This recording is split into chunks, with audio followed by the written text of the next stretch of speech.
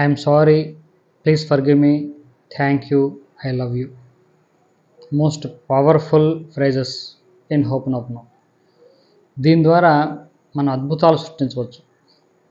గత కొంతకాలంగా ఈ హోపనోపనో మీద మనం వీడియోలు చేసుకుంటున్నాం. ఈ హోపనోపనో చేసేవాళ్ళు చాలామంది చేసే తప్పు ఒకటి ఉంది. అదేమిటంటే మనకు ఏది కావాలో డబ్బులు, కారు, ఇల్లు, వాటికి మనం సారీ చెప్తాం, ప్లీజ్ ఫర్గివ్ మీ అంటాం, థ్యాంక్ యూ అంటాం, ఐ లవ్ యూ అంటాం.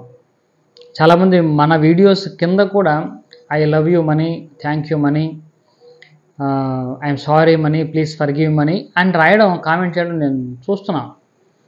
అంటే వాళ్ళకు అలా తెలుసుకున్నారు, మనకు డబ్బు కావాలంటే please forgive me money, I love you money అని చెప్పాలి అని వాళ్ళు తెలుసుకున్నారు. కానీ ఫండమెంటల్గా చాలా రాంగ్ అప్రోచ్. జో వైటాలి చెప్పింది అది కాదు. జో వైటాలి చాలా స్పష్టంగా చెప్పాడు. ఇక్కడ బయట ఎక్స్టర్నల్ విషయాలకి ఎప్పుడు కూడా మనం థ్యాంక్స్ చెప్పాల్సిన అవసరం లేదు, సారీ చెప్పాల్సిన అవసరం లేదు. ఈ 4 ఫ్రేజెస్ ఎక్స్టర్నల్గా విషయాలు అసలు పట్టించుకోవడం లేదు. బయట విషయాలతో మనకు సంబంధం లేదు. నీకు కారు కావాలన్నా, ఇల్లు కావాలన్నా, డబ్బు కావాలన్నా ఇవన్నీ బయటకు సంబంధించిన విషయాలు కదా. ఈ విషయాలతో అసలు ఏ సంబంధం లేదు, అవి లేవు అంటాడు ఆయన. బయటవి ఏమీ లేవు, ఉన్నదంతా నీలోనే ఉంది. కాబట్టి నీలో ఉన్నటువంటి ఏదో మెకానిజంని అడ్జస్ట్మెంటో లేకుంటే క్లీన్ చేసుకోవడం వల్ల అవి నీ లైఫ్లోకి వస్తాయి తప్పిస్తే బయట వాటికి నువ్వు సారీ చెప్పినా, రిక్వెస్ట్ చేసినా ఏమీ రాదు.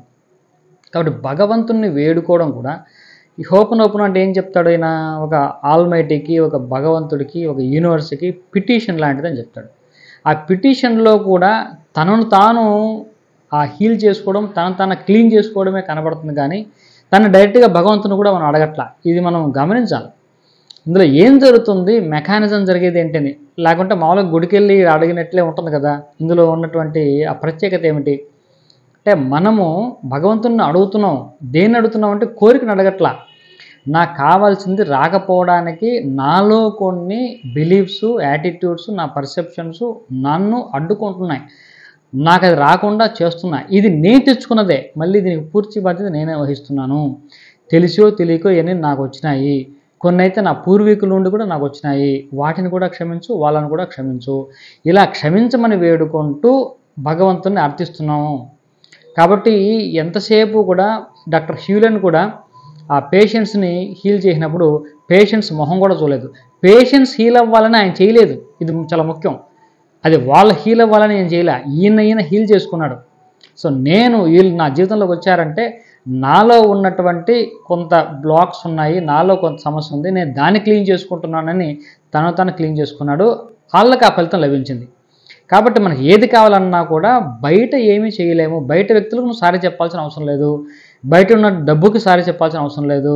బయట ఉన్నటువంటి కారుకి, ఇంటికి సారీ చెప్పాల్సిన అవసరం లేదు. నువ్వు కారు, ఇల్లు లేకుంటే డబ్బు నీ జీవితంలోకి రాకపోవడానికి నీలో ఉన్నటువంటి విషయాల కారణం. కాబట్టి నువ్వు సారీ చెప్పుకో. కాబట్టి భగవంతుడికి సారీ చెప్పు.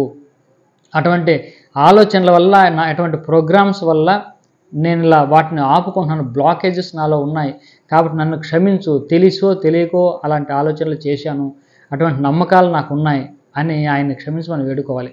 దానికి అక్కడి నుంచి మనల్ని బయటపడేస్తున్నందుకు ఆయనకి థ్యాంక్స్ చెప్పుకోవాలి. ఆయన ఎప్పుడు మనం పూజిస్తూనే ఉంటాం కాబట్టి ఐ లవ్ యూ చెప్పుకుంటున్నాం. తప్పిస్తే మనకి ఏది కావాలనో దానికి ఈ ఫ్రేజెస్ అన్నీ ఆపాదించడం కరెక్ట్ పద్ధతి కాదు. ఇది గమనించి కరెక్ట్గా చేసుకోండి. కాబట్టి మనీకి, ఇంటికి ఐ లవ్ యూ ఇవన్నీ చెప్పక్కర్లా. మనకు మనం ఎప్పుడు చెప్పుకోవాలి.